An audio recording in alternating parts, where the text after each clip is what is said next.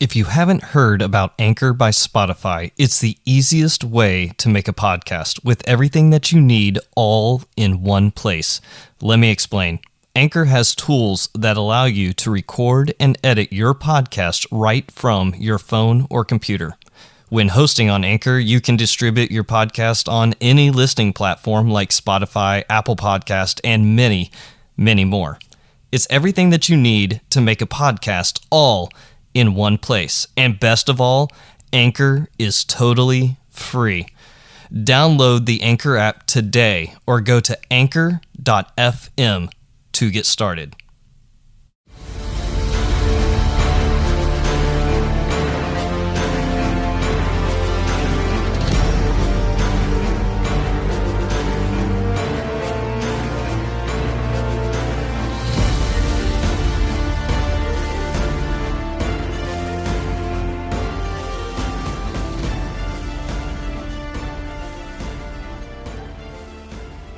Welcome to the Wartime Leadership Podcast, where we explore what spiritual resiliency looks like from different perspectives.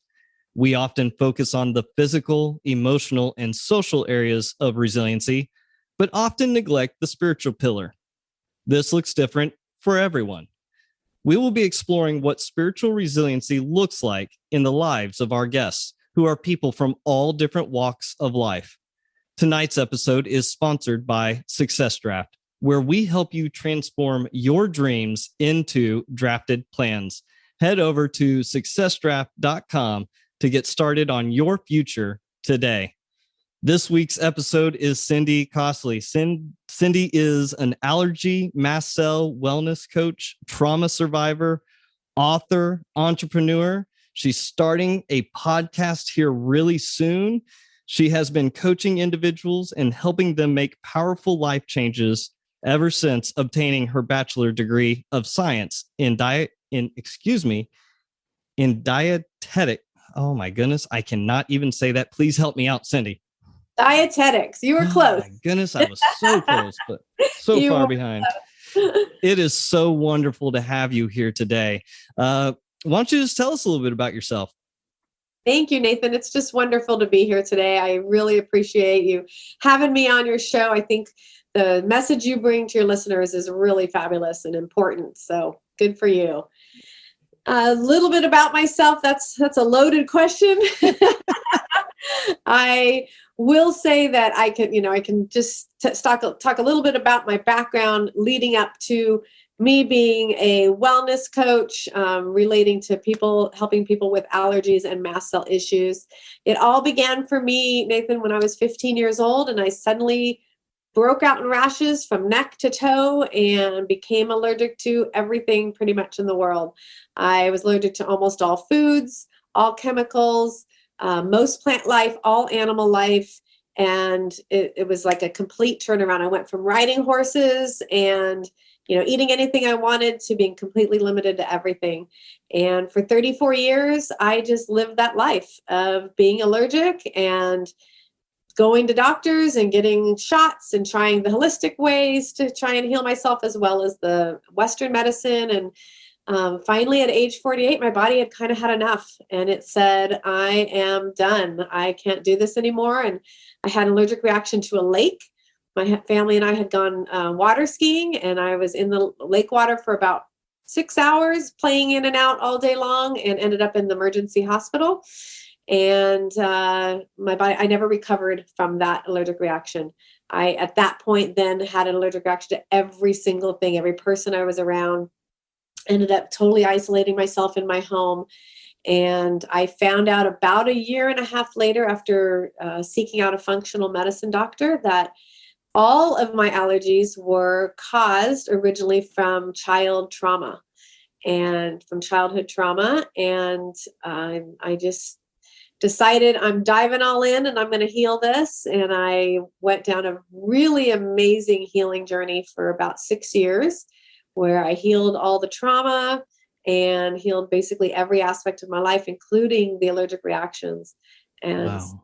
That's kind of a small, really fast version of a very long story. But now you were Yeah, you were called the woman allergic to the earth at one time, right? Yeah, the allergic to the world. My friends, Wow. family, people used to just say, gosh, you're just the girl allergic to the world, right? Like that's what it felt like to everybody around me, including myself. You remember that movie from years ago, The Boy in the Bubble. I Yeah. felt similar to that many times throughout my life. And to find out that it's something I could have healed many, many years ago by facing my traumas that I had completely neglected and just didn't talk about was really difficult for me, but I did it. And in my years growing up, I still was able through all of this to raise a family. I have 3 beautiful kids and a wonderful husband and a degree in dietetics. And, I've been working with individuals to help them make healthy lifestyle choices for many years. And now I get to do it in relationship to people with allergies. And that's just a true blessing because it kind of makes everything I went through a little bit easier, right? Kind of took everything and just made it worth it in the end for that final mission that you've been placed on. Hey, why don't we get started with 5 really easy questions just to kind of start this off? How's that sound? Sounds good. Let's do it. All right. What is one thing that you find repulsive? One thing that I find repulsive. Oh, wow. That's a big question. Repulsive is a very strong word, but I'd have to say that I find it's more about character. So it's what would be repulsive to me. Well, besides, bugs, people eating bugs, that's completely repulsive. I can't stand that. I can't even stand to watch it on TV. Even chocolate covered ones. No. Yes, no, it makes me gag just watching people.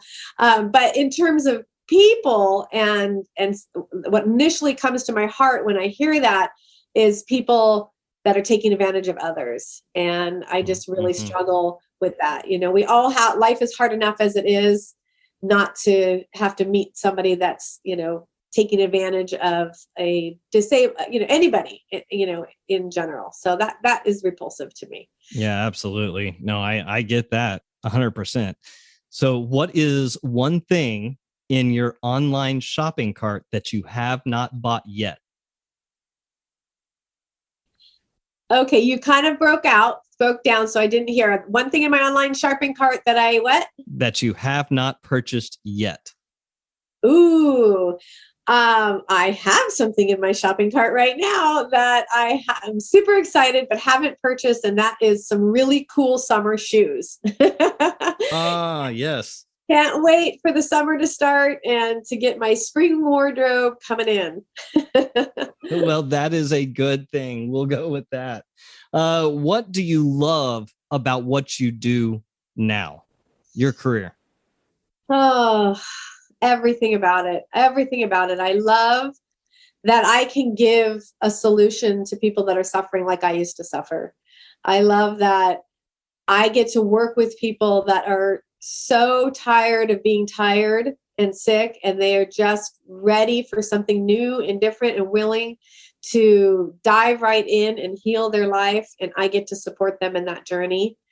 And I love also that I created a lifestyle through my work that I get to still take care of me and prioritize my well-being and keep that in harmony with the work that I do. Well, that's beautiful. Now, on the flip side, is there anything you would leave your job for? Anything I would leave for my job for? I honestly, I can't think of a single thing. I mean, my health, I would say the health and well-being of myself. So if what I was doing was counterproductive to me staying healthy, I would never sacrifice my health again.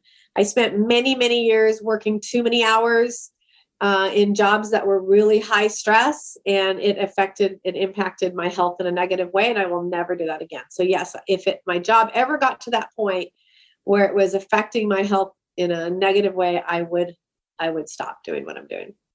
So typically I would move on to the 5th question, but you kind of brought it up. What other jobs did you have that were the higher stress inducing?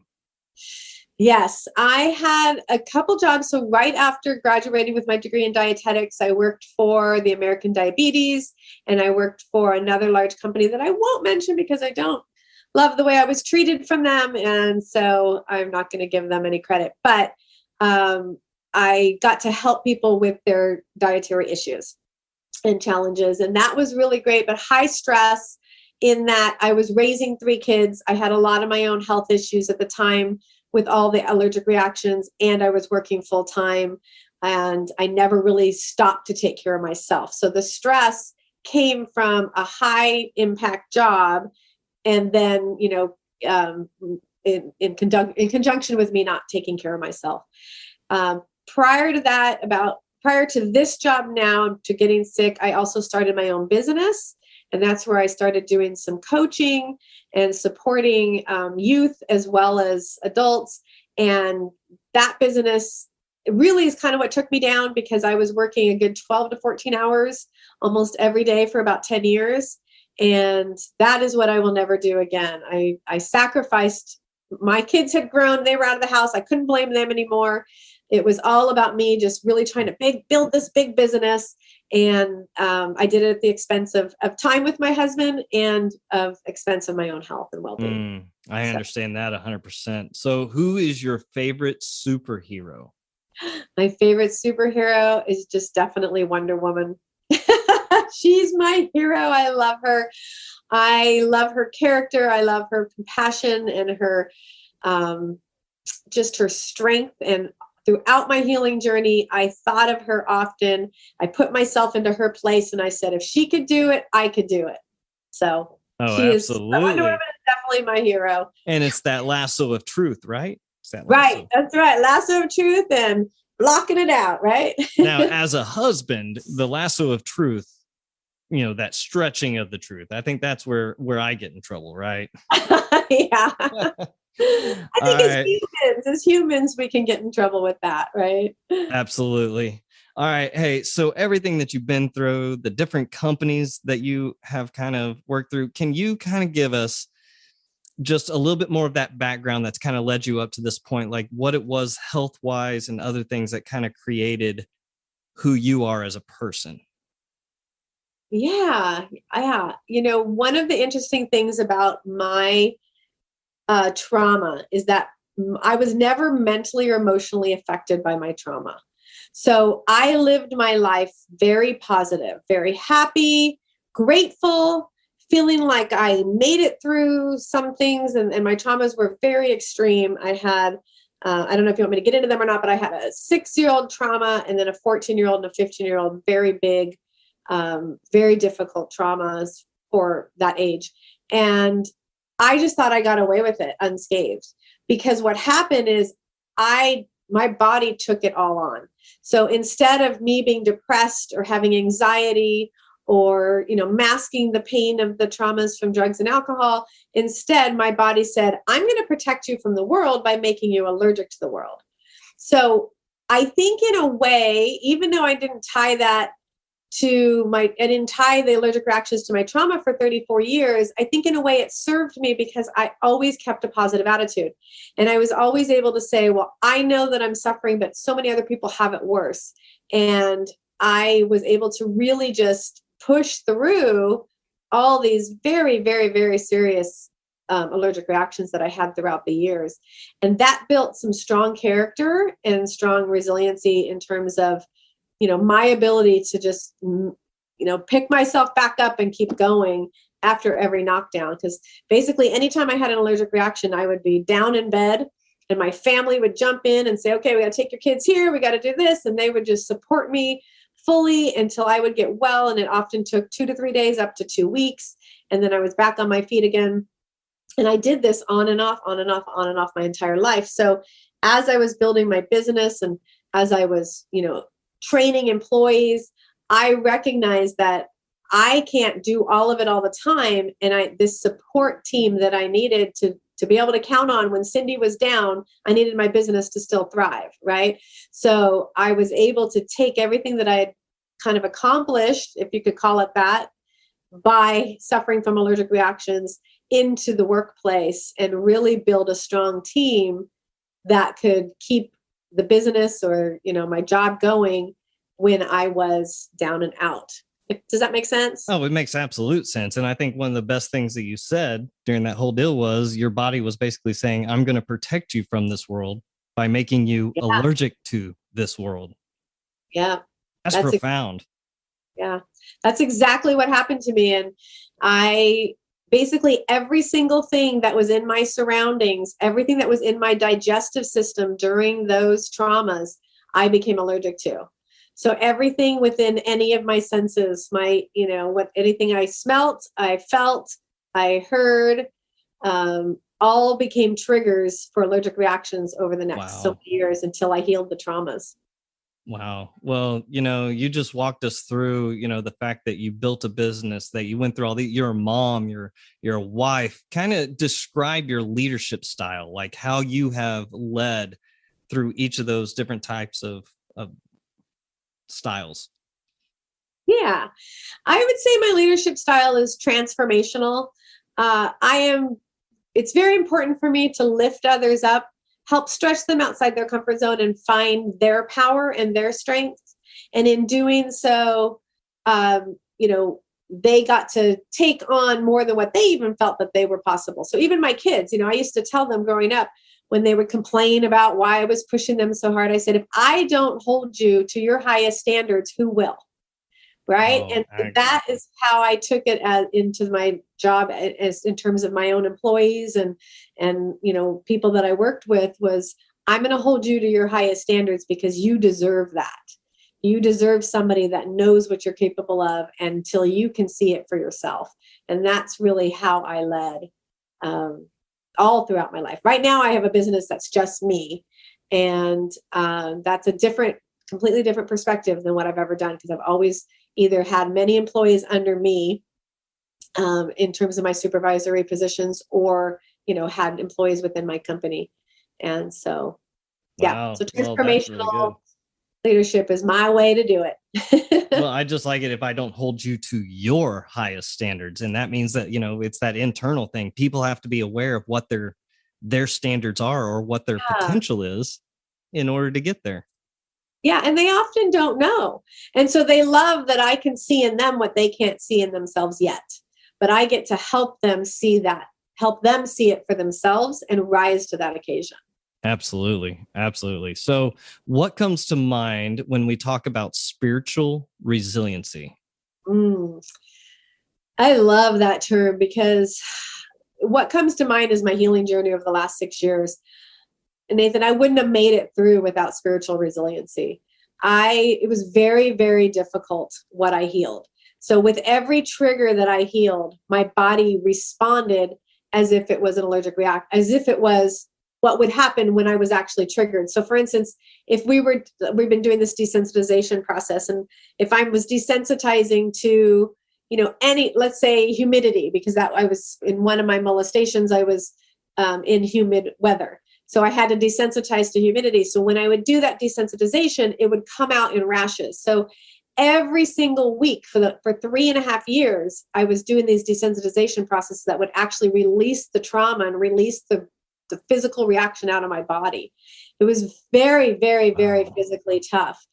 And what got me through was spiritual resiliency, trusting in God, trusting in the process that I was under, and knowing that that spirit had this bigger vision for me, and that this wasn't what I was meant to be, that I wasn't meant to just suffer my entire life with allergic reactions. I was meant for so much more. And I knew I was shown through my meditations and my prayer work and everything, what was possible for me once I healed it. And I'm at that place now, and it's so beautiful. But it was turning to meditation, turning to prayer, turning to all, to my own spiritual path to help, create that resiliency, because there were days that I didn't want to go through it. Right. I had this fear of showing up to my appointments because I knew what was coming for 3 days after. But I always just stepped into the possibility of what it was going to be like after, because I was able to turn within. And if I tried to find that strength from anything outside of myself or outside of the world, I wouldn't have made it. through all those years of, of having to go through those desensitization process. See, and that in itself is just amazing to think that you can actually train the body to be desensitized to something. Yes. Every week I did it. I still do it. So now we're just doing the smaller things, but they were big, in the beginning, it was the traumas. It was desensitizing it was basically rebalancing my brain and my body. And so that it says, this is not a trigger. This is safe, right? This item is not something to be afraid of or protect me from. I'm safe with this food or this, grass or the trees. And I mean, everything. I had to do almost every single thing. Because at 14, I will share this, I had woken up naked in a forest. So that's why I was allergic to almost all physical plant life, because wow. I was on dirt, I was on grass, I had trees all around me. It was humid. It was in Georgia. And I became allergic to all of that. So anytime I was in any of that environment or if I walked across grass, I would break out in a rash. And so it was my body saying, wait, danger, this is not safe. And then once I did the desensitization, I'm fine. I can completely be in that environment and I'm absolutely perfectly fine now. So in dealing with that with your body, how did your mind play a part of that? Like, how do you desensitize your brain to the idea of, humidity and forest and dirt? Yeah. I do an amazing process called NAET, and anybody can look it up. It's NAET.com. And it's an allergy desensitization process. And it really does retrain the body and the brain reaction. So it basically balances the two and says, instead of, if I'm around that environment, or let's say it's humidity again, instead of my brain saying this is not safe and triggering a body reaction, my brain now and my body both know that it's safe. And I only have to do one treatment per item. So it's very, very effective. Wow. But you brought up a great question about how powerful is our brains. And I can tell you, our minds are incredibly powerful. Before I started down this healing journey, I had become so afraid to go anywhere. I had feared, I was just caught up in, if I walk past this person, they're going to have perfume on, I'm going to have an allergic reaction. I couldn't go to the grocery store. I had my husband bringing in groceries. We had to buy a house. We got, moved to the beach. We got a house where we got rid of all carpet, all drapery. Like, we got all the dust mites out of our house and everything. And I realized that I was actually creating more and more allergic reactions by being more and more afraid of having an allergic reaction. So when I decided and chose to heal, I learned that I really got to, and I say got to because it was such a powerful lesson for me, I really got to sit in that space of I am safe and retrain my body to just trust and know that I am safe and that I'm on the right journey to wellness. And it takes practice, it takes commitment, but it was super important that I really worked with my words and my self-talk and the things that I told myself on a day-to-day basis about being safe and about, being able to be healthy and not being this girl that's just allergic to the world for the rest of her life. Wow. And so you talked about how within yourself for spiritual resiliency, you prayed, you meditated, you did other things like this. Was there anything else that you did to kind of build that spiritual resiliency within yourself? There's a lot of things that I do on a daily basis. One of them is meditation is the key. I also speak very openly. So I will take, 5 minutes, 15 times a day and sit in just quiet and listen to my body. So I have learned to listen to my body, which I feel is very spiritual in itself, because we have all the answers. So if I, am feeling uncomfortable or I suddenly feel a reaction coming on, I've learned to sit and I ask spirit and I ask myself, show me what's happening, what you're trying to tell me. And I get the answer. So I now can find out when I'm having an allergic reaction, what my body's actually trying to tell me. Because for me, 99% of the time, well, maybe not 99, but at least 75% of the time when I have an allergic reaction, it's emotional. It's not physical. And if it is, the reaction itself is physical, but the trigger is emotional. So if I can sit and ask myself, what are you trying to tell me? And a lot of times it's fear, it's worry, it's a trigger from the past. I'll give you an example of this. I was talking to my daughter recently, and she was having a mother-daughter day with her daughter. And I suddenly started getting burning sensations on my legs. And they were burning really bad. And when I got off the phone, I had a full rash all down both sides of my legs. And I sat in meditation and I asked God, I said, show me body, show me God, what you want me to know. And I suddenly saw, and I won't get into detail for my daughter's personal protection, but I saw her birth, and I saw a message that my body had held on to for many years about my daughter and I, and about her birth experience. And as soon as I allowed myself to cry it out and just release it, and I saw the love in it, and I was shown that it really was beautiful. It wasn't it wasn't what I thought. It was what I thought, but there was a beauty behind it as well. Mm-hmm. And the part that wasn't so great, I was able to just let go and release through my tears and through crying. And then I journaled all about it. And then boom, the rashes were gone. The pain was gone from my legs. I had none of it anymore. So in the past, I would have taken a Benadryl, right? And said, oh, I'm having an allergic reaction. What's causing this? I don't know what's causing this. I'm going to take a Benadryl. Now I sit down and I use spiritual resiliency to say, show me what's happening and what's going on with my body. Oh, I love that. I love the fact that you journal about it. So, so you can reflect back on it as well. That's really interesting, because I think we use journaling for many other things aside from listening to our body. Yes. So that is absolutely amazing. Well, you know what? You've talked about the traumatic events and whatnot. Why don't you walk us through one of the events of your life where you had to rely on spiritual resiliency to make it through?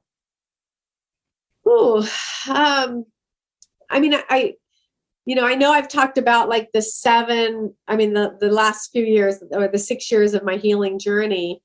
And I would say that's probably the biggest time where I did rely on spiritual resilience, because every single day was about making it through that day. And one thing I'll say is, when I am focused on spirituality, when I'm focused on my spiritual path, I'm focused on the day.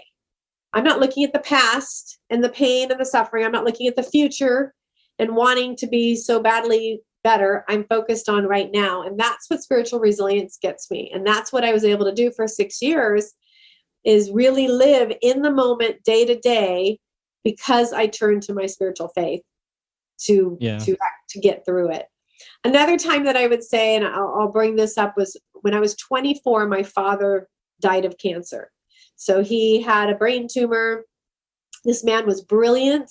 He was absolutely like one of the most intelligent men I've ever known. And he got a brain tumor that made him, everything was opposite. So if he went to reach with his right hand, he would end up reaching with his left hand. Every word that came out of his mouth spoke backwards. His sentences came out backwards. Wow. And we dealt with that for a year with him before he died. And that was a time that I really turned to spiritual resiliency to get through that. That triggered a lot of pain, a lot of physical allergic reactions for me, because any kind of stress obviously would bring on more allergic reactions. So that, and my dad and I had some challenges in the past that we didn't really get a lot of time to work through. We had healed him, but only about a year before he died, or before he got sick. Oh, wow. So we didn't get a lot of time together in the beautiful way that we had created in our relationship more recently. So it was very, very difficult for me. And that's where I really turned. I'd say that's probably the first time in my life, and that was at age 24, that I turned to spiritual resiliency, or spirituality, to find my resiliency, right? To find my strength and to get through those hard days and to get through his death. Wow. So talking about your family. Yes. How do you build spiritual resiliency within your family, your immediate family, your daughters, your husband, as well as your parents? Because, there was some stuff there that you needed to work through. So how do you build and cultivate spiritual resiliency within those dynamics? Ooh, that's a tough one. I would say for my parents, I wasn't able to really do that. Their paths were very different from ours, from mine. But for my own children and within my husband or within my marriage, I would say it was over the years, it was all about being a role model for them. Right. So I learned early on to shut my mouth and not say things. But as I was raising my kids, I realized that's not serving anybody. So if I share those hard times, if I share the things that are not healthy for me or not going well in my life or that I'm struggling with, and I talk about them, and then I talked about how I was getting through that, they got to see that as an example. And they may have, as kids made fun of me. They would, do all the little cute little jokes and stuff, but then you watch them grow up as adults. And I realized they listened to every bit of it because they're very much turn to spiritual resiliency themselves during those hard times. So I know that they listened. And so I'd say that the way I cultivated the most within my family was by being that role model. My husband didn't go to church with me. And I took the kids by myself for many, many years. And then one day I just said, will you come? Just come one day. And he did. And he realized this is really great. But I still did what I needed to do for me in terms of my spiritual path. And no matter what was going on in the family. And so they got to see that I never gave up on that as part of the important part of my life. See, and that's also amazing. Just the simple question, hey, would you come with me? Yeah. This is how I get spiritually complete. Would you just come with me to try it? Right. Yes. And he was raised Catholic. And so this was not a Catholic church. So he just always thought that it would go against what he was learning, what he had been raised with. And then he showed up that day and he's like, wow, this is really great. This is really special.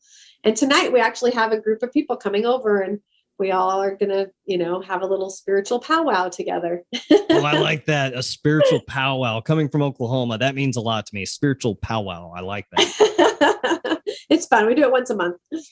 Yeah. Wow. Absolutely amazing. So do you have any book recommendations right off the top of your head for us? I do. I would say there's an amazing book called The Body Keeps the Score. And if you read that book, it's my story without it being my story. My body kept the score from every single trauma I ever had. I just didn't know because I was emotionally stable and happy. But my body was taking on all that pain and all that suffering. And I think for anybody, whether you're suffering emotionally or physically, it's a very powerful book to understand what might be happening with you in terms of your physical and emotional trials, and then combined with the things that have happened in your life. So I think that's a very powerful book. And another book that I started off with was Dr. Joe Dispenza, You Are the Placebo. That was the very first book that I read where I went, oh, maybe I don't have to actually suffer the rest of my life. Maybe that's just something that I've told myself. That was your aha moment. Yeah, it was. So what are you doing now that has kind of culminated in all of this learning, all of this life experience that you've gone through? Talk to us about this new journey that you have set off on for your own business. Oh, I love it. Yes, I am so excited to be able to work with individuals that are suffering from allergies and mast cell disorder. And mast cells, for those of you that don't know, are just, it's every time we have an allergic reaction, it's our mast cells that are actually reacting. We all have mast cells, they're in our body. And some people have a mast cell disorder where, like for me, my mast cells were constantly triggered. So other people have something called mastocytosis where it's too many mast cells in your body. And then there's people that just have standard allergic reactions, which are still very severe and very rough, right? So I work with individuals that have allergic reactions and mast cell disorders, and I get to walk them through the healing journey, help them learn to listen to their body, help them to look at, one, how do I manage my symptoms right now to get through this time period as I heal long term, and learn how to actually stop my body from ever having allergic reactions in the first place. So I do this through a process that I have. It's an online membership program. It's called The Seed. We're actually just started it, and it's really exciting because I get on every other week and talk to individuals. There's and we go through questions and answers, and I just chat with them about, answering their questions. And then they also get to have a weekly curriculum given to them. So they step-by-step process of how to go through the healing journey like I did and heal their allergic reactions and their traumas and their things behind what's causing the underlying answers behind the allergic reactions. And then I also work with people one-on-one as a coach that are suffering from allergic reactions. So I love it. And what is the website again that people can go to? And we'll put it on our comments below as well. Excellent. The website is theunderlyinganswers.com. So answers plural, theunderlyinganswers.com. And like you said, I have a new podcast coming, so they can look for the Underlying Answers podcast in just a couple weeks. It'll be out. Oh, absolutely awesome. Thank you so much for coming on, Cindy. It is a blessing. I really like how I thought this was going to be all about the allergic reactions, but it was so much more than that. And I think that a lot of people are going to be able to see a lot of healing because of the idea that it's emotions, it's life events, it's the trauma, all kind of wrapped up into that allergic reaction that we have because it triggers. Right. Everything around us, like I said, the senses, the smells, it's all triggered. And even I'm an empath. So even other people's energy can trigger me, because I'll start itching and like crazy. And then I realize, I've taken on some other people's energy. So it's just, there's so many different reasons why our bodies react with allergic reactions. It's not so cut and dry. And for years, all I did was pile one more medication on to another. And honestly, I'm not saying that we shouldn't medicate at all. I'm not an advocate for, I'm not against Western medicine. I just think we have to really be careful, because what happened with me is I took so many medications over the years, and I ended up, my liver and my kidneys started to shut down. My doctor told me, you have the liver of a end stage alcoholic. I said, I don't drink. Wow. And it turned out to be because two of the traumas I was drinking. So my liver was actually reacting like I was an alcoholic. So once we cleared that, my liver was fine. But all of those medications I was taking weren't helping my organs either. And, steroids, the last time I took prednisone, I broke out. The last two times I took prednisone, I broke out in open rashes, open sores all over my body. So because I had taken it for so many years. So we have to be really careful with what we're taking, what we're putting in our bodies. And if we can start healing things slowly while we're managing those reactions, it's going to be so much better in the long run. I just had one reaction after another not one reaction, but I had one, life piles on top, right? You get the older you get, the more things happen. My dad died. My daughter was in a serious accident when I was, I think, 38, 39, and I almost lost her. And just little things happen over lifetime, and all those things pile on your body. And if you're not healing them, if you're not working through them and releasing the emotions from those, it's going to affect us one way or another. And for many people, it affects us with allergic reactions. Other people, it affects differently. But for many, many people that are suffering from chronic allergic reactions, unexplained allergic reactions, there is actually an explanation. Wow. And just looking at it holistically, I've really started to get into this, knowing the types of food I'm putting into my body, the medications or the vitamins I'm taking extra of, these types of things. And then also looking at, deeper seated issues. I'm really having an appreciation for this with you, Cindy, because you just the full spectrum approach versus just here, give it a pill. Give it a pill. Right. Yeah. And the truth is we want that pill because as humans, we want that fix, right? Yes, give me a pill. I'll take it. And then I want to feel better. But over time, it actually doesn't help you feel better. It makes things worse, right? The other thing I want to say too is that we get caught up in this works for everybody else. It's going to work for me. And people, especially those that suffer from chronic allergic reactions, we are very sensitive beings. And everybody's sensitive. Everybody's different. Everybody's beautifully unique. And people that suffer from allergic reactions, you could say, well, should I not eat this? You're allergic to oranges. I'm not allergic to oranges, but you might be allergic to oranges, right? So you have to find out what your specific body needs and wants. And I have actually found a way and learned how to muscle test myself and find out, is this food safe? Is my body okay with this? Do I want this? Is this, I use the word safe and beneficial. And I'll ask before I eat anything, is this safe and beneficial? And I get a yes and I get a no. And I've learned to listen to my body and honor it, right? And I love that I get to teach that to people because it's so hard to know what's causing the reactions.